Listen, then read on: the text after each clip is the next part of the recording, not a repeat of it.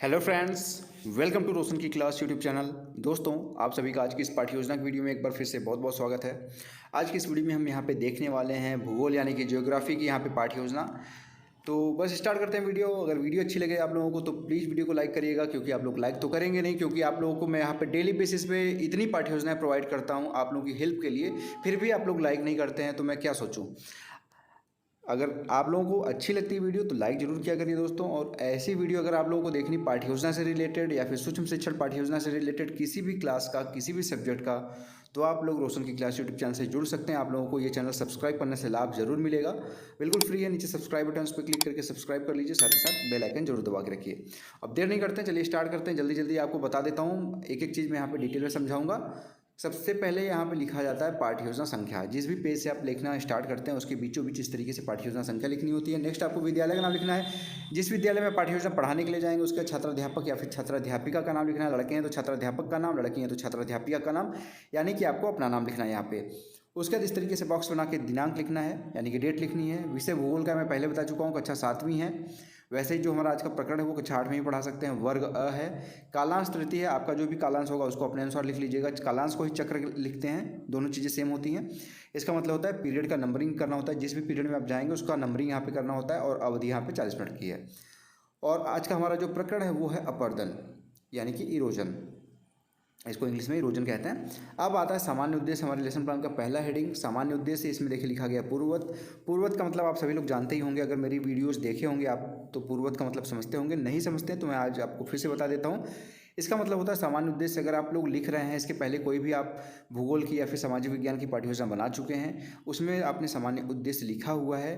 सामान्य उद्देश्य का मतलब ये होता है कि आपका जो विषय होता है या फिर उप विषय होता है, जैसे विषय हो गया हमारा सामाजिक विज्ञान का, उप विषय हो गया भूगोल का। तो ये सब्जेक्ट पढ़ाने के बाद बच्चों को आप क्या सिखाना चाहते हैं, उनके अंदर किस प्रकार का नॉलेज डेवलप करना चाहते हैं, उसके बारे में यहाँ पे कम से कम 4 से 5 पॉइंट और मैक्सिमम 8 से 10 पॉइंट लिखना होता है। लेकिन अगर इसके पहले आप सामाजिक विज्ञान की पाठ्य योजना बना चुके हैं या फिर भूगोल की पाठ्य योजना बना चुके हैं तो उसमें लिखे हैं तो दोबारा लिखने की जरूरत नहीं होती है, क्योंकि ये विषय के अनुसार बदलता है। विषय अगर बदलेगा तभी बदलेगा। अब आता है अगला हेडिंग यहाँ पे विशिष्ट उद्देश्य। विशिष्ट उद्देश्य हेडिंग के अंतर्गत आपका जो टॉपिक होता है उसको पढ़ाने के बाद बच्चों को आप क्या सिखाना चाहते हैं, बच्चे क्या सीखेंगे चैप्टर पढ़ने के बाद, इसके बारे में कम से कम 2 से 3 पॉइंट, मैक्सिमम 5 से 6 पॉइंट लिखना होता है विशिष्ट उद्देश्य हेडिंग के अंतर्गत। तो यहाँ पे देखिए पहली हेडिंग लिखी गई है ज्ञानात्मक उद्देश्य। इसमें लिखा गया छात्र अपर्दन के बारे में जानकारी प्राप्त कर सकेंगे। दूसरा पॉइंट है छात्र अपर्दन के बारे में प्रत्यास्मरण कर सकेंगे। दूसरा हेडिंग है बोधात्मक उद्देश्य। इसमें देखिए लिखा गया छात्र अपर्दन के बारे में व्याख्या कर सकेंगे। सेकंड हेडिंग पॉइंट है इसमें छात्र अपर्दन को रोकने का उपाय बता सकेंगे। तीसरा हेडिंग है यहाँ पे अनुप्रयोगात्मक उद्देश्य। इसमें देखिए लिखा गया छात्र अपर्दन को चित्रांकित कर सकेंगे।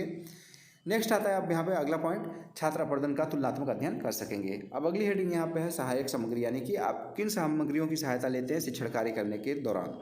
तो यहाँ पे चौक का यूज करेंगे, चार्ट है, डस्टर है, पॉइंटर है आदि। पूर्व ज्ञान है। पूर्व ज्ञान में देखिए लिखा गया छात्र अपर्दन के बारे में सामान्य जानकारी रखते हैं। अब लेसन प्लान का सबसे इंपॉर्टेंट हेडिंग आता है पाठ प्रस्तावना के प्रश्न। इसको आपके कॉलेज के अनुसार प्रस्तावना प्रश्न भी लिख सकते हैं, पाठ प्रस्तावना प्रश्न भी लिख सकते हैं, दोनों चीज़ें सेम होती हैं। इसको 3 कॉलम में डिवाइड किया गया, क्रमांक या फिर क्रम संख्या कह सकते हैं, छात्राध्यापक या फिर छात्राध्यापिका कथन और छात्र कथन। इसमें बच्चों से आप प्रश्न पूछेंगे, बच्चे उसका आंसर देंगे, उससे आप दूसरा प्रश्न बनाएंगे, उससे बच्चे फिर आंसर देंगे, उससे तीसरा प्रश्न बनाएंगे। इस तरीके से करके कम से कम 3 प्रश्न पूछ के अपना प्रकरण निकलवा सकते हैं। ज़्यादा से ज़्यादा 5 से 6 प्रश्न पूछा जा सकता है अपना प्रकरण निकलवाने के लिए। तो आप देखिए यहाँ पे बच्चों से पूछेंगे सूर्य के चारों ओर कौन चक्कर लगाता है, बच्चे बोलेंगे ग्रह चक्कर लगाते हैं। दूसरा प्रश्न है हम लोग किस ग्रह पर रहते हैं, बच्चे बोलेंगे हम पृथ्वी पर रहते हैं। तीसरा प्रश्न पृथ्वी की सतह पर क्या क्या है, बच्चे बोलेंगे मिट्टी है, कंकड़ है, पत्थर है, पहाड़ है, पेड़ पौधे हैं आदि। ये कई चीज़ें आपको यहाँ पे सुनने को मिलेंगी, आंसर मिलेगा यहाँ पे।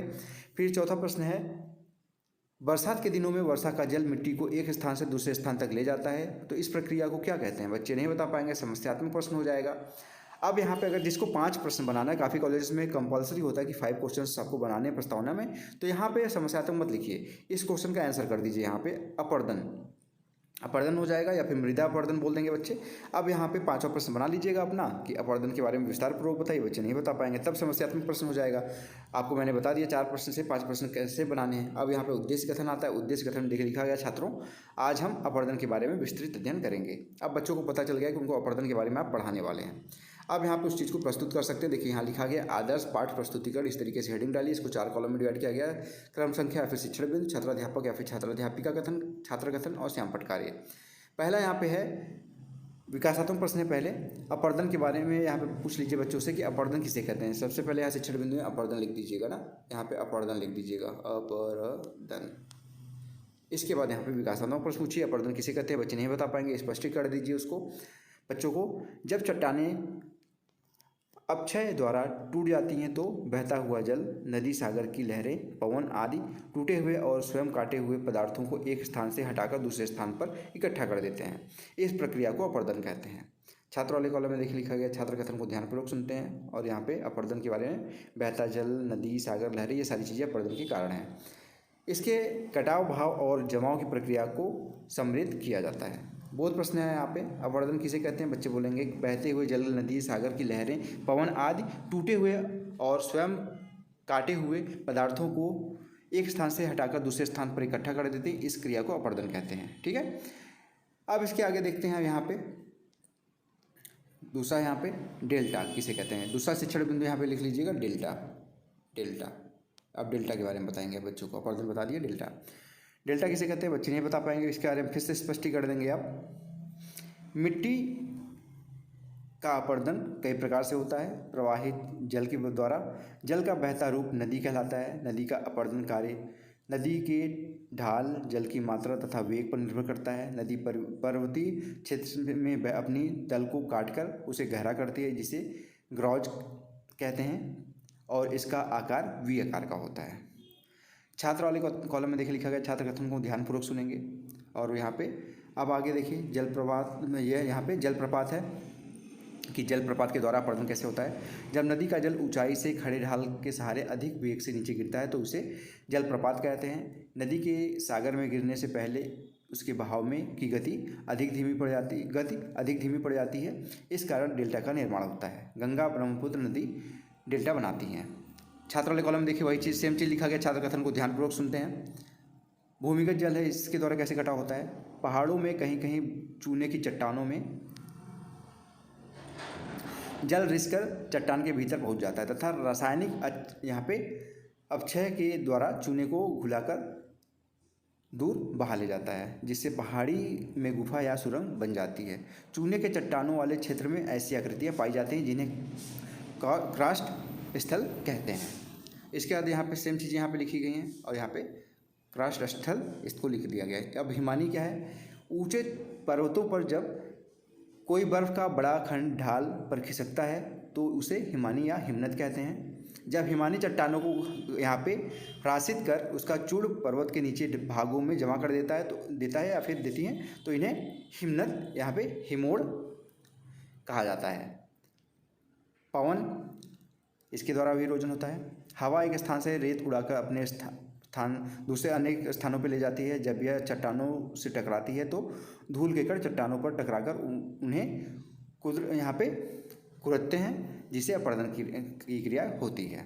समुद्री लहरों से भी अपरदन होता है, इसके बारे में बताया गया यहाँ पे। समुद्र की लहरों से के द्वारा तट पर बार बार टकराने से तट का निचला भाग कट जाता है, लेकिन तट ऊपरी भाग खड़ा रह जाता है या समुद्र की ओर झुक जाता है, इसे भृगु कहते हैं। छात्र वाले कॉलम में देखिए लिखा गया है, छात्र कथन को ध्यानपूर्वक सुनेंगे। अब बहुत प्रश्न आता है, बहुत प्रश्न देखिए यहाँ पे पहला प्रश्न पूछा गया है, जलप्रपात किसे कहते हैं। बच्चे बोलेंगे जब नदी का जल ऊंचाई से खड़े ढाल के सहारे अधिक वेग से नीचे गिरता है तो उसे जलप्रपात कहते हैं। हिमनद किसे कहते हैं। बच्चे बोलेंगे ऊंचे पर्वतों पर कोई बर्फ की का बड़ा खंड ढाल पर खिसकता है तो उसे हिमानी या हिमनद कहते हैं। तीसरा प्रश्न, हिमोड़ किसे कहते हैं। बच्चे बोलेंगे जब हिमानी चट्टानों को घर्षित कर उसका चूड़ पर्वत के नीचे भागों में जमा कर देता है तो उसे हिमोड़ कहते हैं। अब निरीक्षण कार्य है, निरीक्षण कार्य में देखिए लिखा गया है, छात्राध्यापक या फिर छात्राध्यापिका द्वारा कक्षा में घूम घूम कर निरीक्षण किया जाएगा। छात्रों की व्यक्तिगत समस्या का समाधान उसी स्थान पर तथा सामूहिक समस्या का समाधान श्यामपट्ट पर किया जाएगा। नेक्स्ट आता है यहाँ पे पुनरावृत्ति या मूल्यांकन प्रश्न। यहाँ पे कुछ प्रश्न पूछे गए बच्चों से। पहला प्रश्न है अपरदन किसे कहते हैं। दूसरा प्रश्न है डेल्टा किसे कहते हैं। थर्ड क्वेश्चन है जलप्रपात किसे कहते हैं। फोर्थ क्वेश्चन है हिमानी किसे कहते हैं। फिफ्थ क्वेश्चन है हिमोड़ किसे कहते हैं। तो ये हो गया पुनरावृत्ति या मूल्यांकन प्रश्न। इसका पूछने का यही मकसद होता है कि आपने जो पढ़ा है वो बच्चों को कितना अच्छे तरीके से समझ में आया है। अगर समझ में आया होगा तो आपके पूछे गए प्रश्नों का बच्चे आंसर आसानी से दे पाएंगे। अगर नहीं समझ में आया तो उनको प्रश्न का आंसर देने में, यानी कि क्वेश्चन का आंसर देने में कठिनाई का यहाँ पे उनको सामना करना पड़ेगा।